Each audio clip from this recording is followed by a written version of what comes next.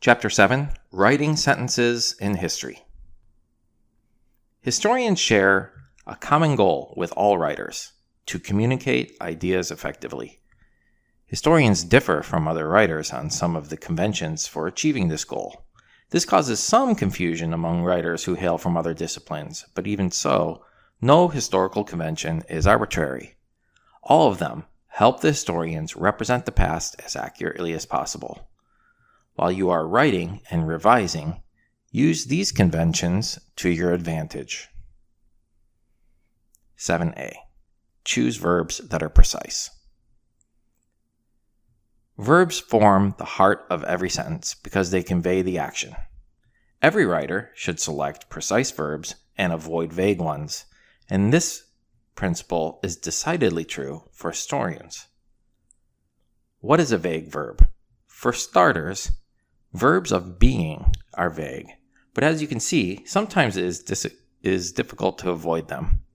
The order of ideas in a sentence may dictate that you use is, are, or another form of the verb to be. Beginning writers tend to overuse verbs of being, a problem that drains the color out of their writing. Why write Queen Victoria was in power for 64 years? When you can write Queen Victoria reigned for 64 years. If you find yourself writing with a verb of being, look for a noun or an adjective that has a precise verb counterpart. 7b. Make passive sentences active. Historians try to avoid the passive voice. One of the purposes of historical writing is to uncover who did what when. The worst thing a historian can do is to create silence and confusion about the past, which is what the passive voice often does. The passive voice can obliterate historical actors altogether. America was discovered. By whom? If you cannot write an active sentence like Columbus discovered America with any certainty, then you owe your readers an explanation. Just add my own thought, my own commentary. I think this is a poor selection of example, as Columbus did not discover America. We can discuss that if you have a question about it. Okay. Continuing on. As you read more history, you will start to notice that passive sentences often indicate weak reasoning. This is true of history, but it is not necessarily true of other disciplines. Some authors, especially natural scientists, use the passive voice to downplay their personal involvement in research. In fact, one of the biggest challenges for historians of science is to cut through this prose and learn just how scientists did involve themselves in research. There are circumstances when it is appropriate for historians to use the passive voice. The best writers might include one or two passive sentences on a page. You may wish to put a historical subject at the end of a sentence. America was discovered by Columbus. The best place for Columbus may be at the end, depending on the order of ideas in the sentence or the paragraph. But even though passive verbs are appropriate in some circumstances, passive sentences often confuse the order of ideas. They should be used sparingly. In which sentence I use the passive because I want to emphasize the word sparingly. 7c. Write in the past tense. Unlike writers in other disciplines, historians write almost everything in the past tense. This is not an arbitrary peculiarity.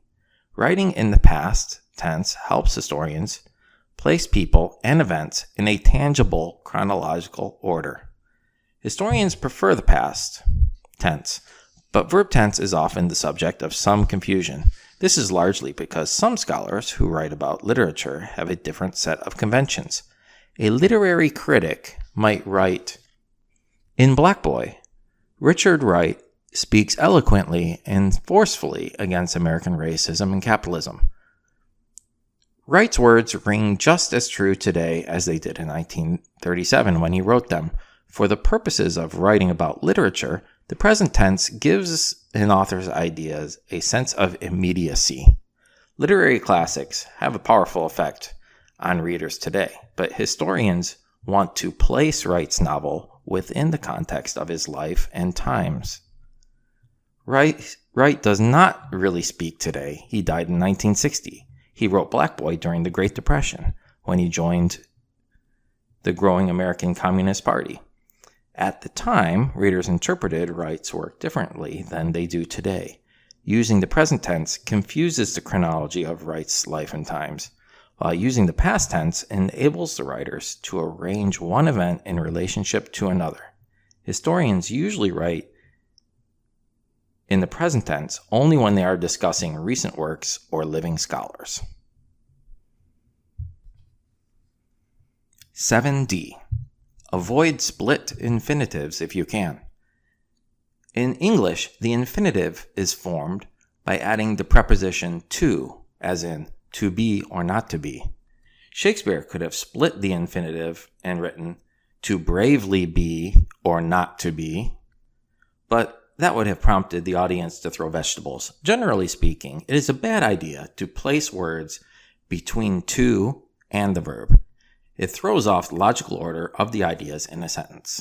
Even so, there are some circumstances when it is appropriate to split an infinitive. Sometimes it just sounds better. There is a good reason for Star Trek beginning with the phrase, to boldly go where no man has gone before. If the infinitive is put back together, listen to the result. To go boldly where no man has gone before. How uninspiring. In this case, a split infinitive is better than having an adverb in an unnatural location. 7E. Put verbs in your sentences. Theoretically, a sentence can be a sentence only if it has a verb. And yet, as you can see from how inspiring in the previous section, it is possible to use a verbless sentence as an interjection. There are other uses for them too. Verbless sentences do add punch and color to writing, but they really have no place in formal writing, which is the kind of writing historians usually do. When you write a verbless sentence in a work of history, you are inviting your reader to apply the red ink. 7F. Put your ideas in an intelligible order. You must put your ideas in an order that your audience will understand. This is not as easy as it sounds. After weeks of reading and research on a historical topic, you will be steeped in the complexities of how people, ideas, and events are interrelated. But when you write, you must unravel the complexity and place your ideas in a sequence of words. In each sentence, you must imagine what your audience needs to know first, second, third, and so on. 1. Keep related words together. You may think it makes sense to say, the tail gunner saw a cloud form over Hiroshima in the shape of a mushroom. But you already know how these ideas are related. Nevertheless, your audience can only get a sense of the relationship of ideas from the way you place the words, and in this case, the words are poorly placed. After all, the shape of the mushroom does not relate to Hiroshima, it relates to the cloud. The audience would understand the sentence better if you wrote, the tail gunner saw a mushroom-shaped cloud form over Hiroshima. If you keep related words together, you will lead readers seamlessly through your sentence. If you keep unrelated words together, readers will have to pause and sort out the jumble. 2. Keep pronouns close to the words they represent. By definition, a pronoun substitutes for a noun. But your readers must know which noun. You know in your head which pronoun relates to which noun, but your readers must infer the relationship from the way you place the words, and you must leave them in no doubt. The best way to avoid misunderstanding is to place the pronoun close to the noun it modifies. Here is a sentence with a confusing pronoun. Benjamin West's painting of the death of George Wolfe demonstrates his original American style. Does his refer to West or to wolf?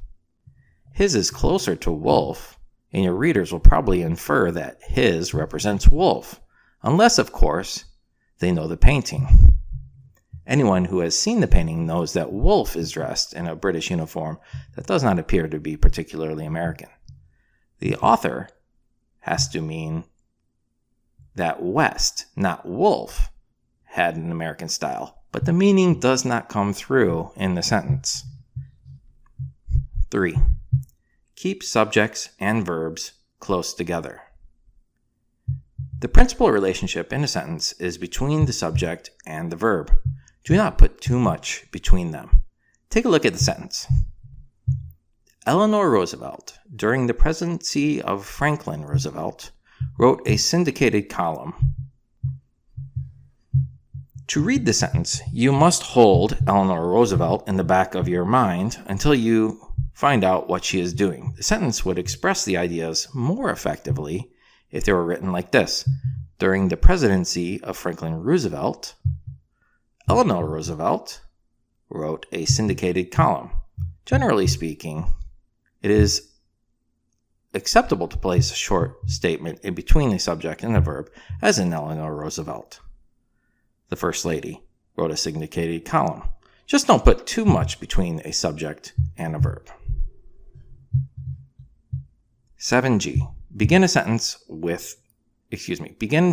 a sentence on common ground and gradually build a new point.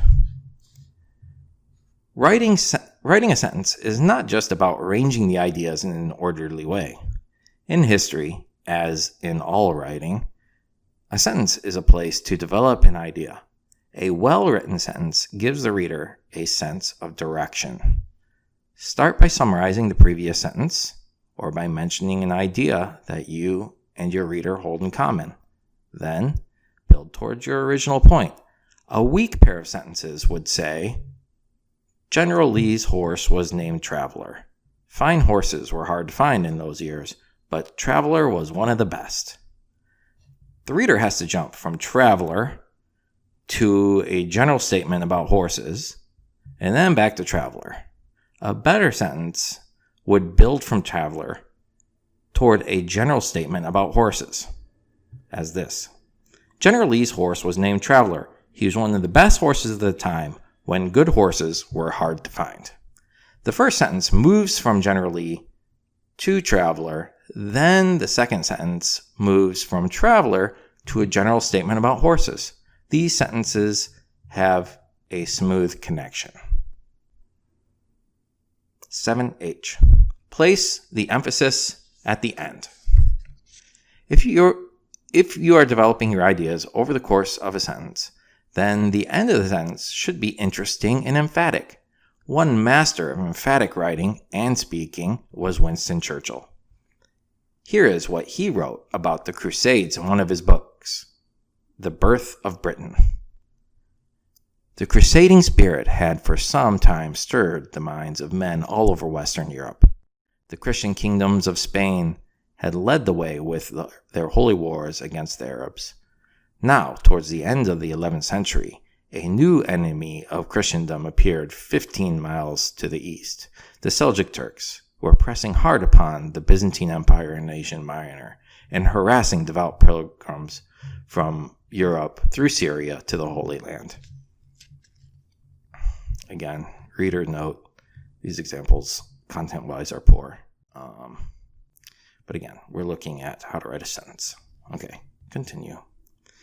Notice how each sentence begins with a connection to the previous sentence. Also notice how each sentence develops in a new direction and concludes with a new idea. The second sentence is especially skillful. It begins by saying something specific about Western European Christians, but then it leads readers to consider the enemies of the Christians, the Arabs. Oof. Okay. 7I. Construct parallel forms for emphasis. One of the best tricks for writing an effective sentence is to learn how to use a parallel construction. This is a kind of repetition in which related ideas are expressed in a rigorously similar grammatical form. For example, on October 8, 1940, as Nazi bombers were pounding Britain, Churchill told the House of Commons, "Death and sorrow will be companions of your journey, hardship our garment, constancy and valor our only shield. We must be united. We must be undaunted. We must be inflexible." He constructed the first sentence loosely around the repetition of our, but he constructed the second sentence tightly around the repetition of we must be. In a parallel construction, a writer expresses parallel ideas by using a parallel grammatical structure.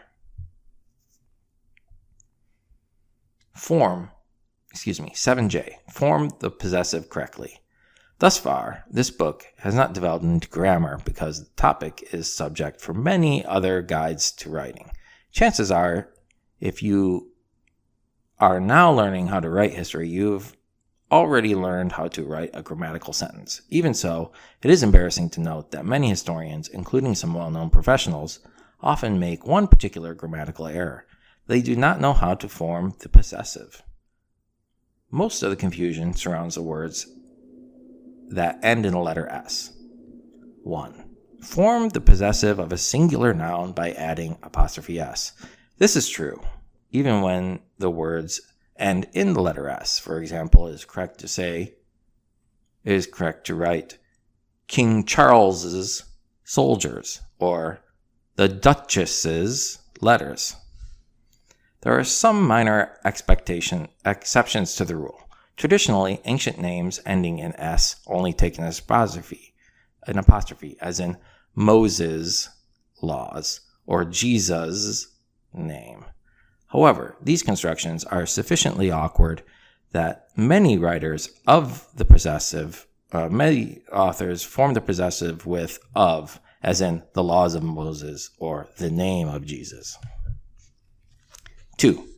Form the possessive of a plural noun by adding an apostrophe. This is true when the plural is formed by adding an S. For example, the Redcoats muskets or the Wright brothers airplane. 3. Don't bother using an apostrophe to form the plural of abbreviations and numbers. It used to be standard practice to use apostrophes to form plurals. For example, PC apostrophe S, PCs, were first manufactured during the 1980s. Many style manuals now consider the use of the apostrophe to be old-fashioned. Omit the apostrophe and just use PC small s and the 1980 small s. Use the apostrophe to form plural only when there is the possibility of confusion, as in there are 2 A's and 2 I's in assailing. 4. Don't use an apostrophe to form the plural. It is incorrect to write that Columbus discovered the Americas. Columbus discovered the Americas without the apostrophe, and at least according to some people. 7K. Break the rules if you must. You'll find that on occasion, the conventions just listed will lead you to perform some unnecessary gymnastics. These conventions may even cause you to write an ugly, unnatural sentence. In all such cases, break the rules. Good historical writers understand the spirit of the law as well as the letter. Your first task is to get your meaning across and to do it persuasively. Review. 1. Think, make every sentence count. 2. Pay special attention to verbs. 3. Use word order to your advantage.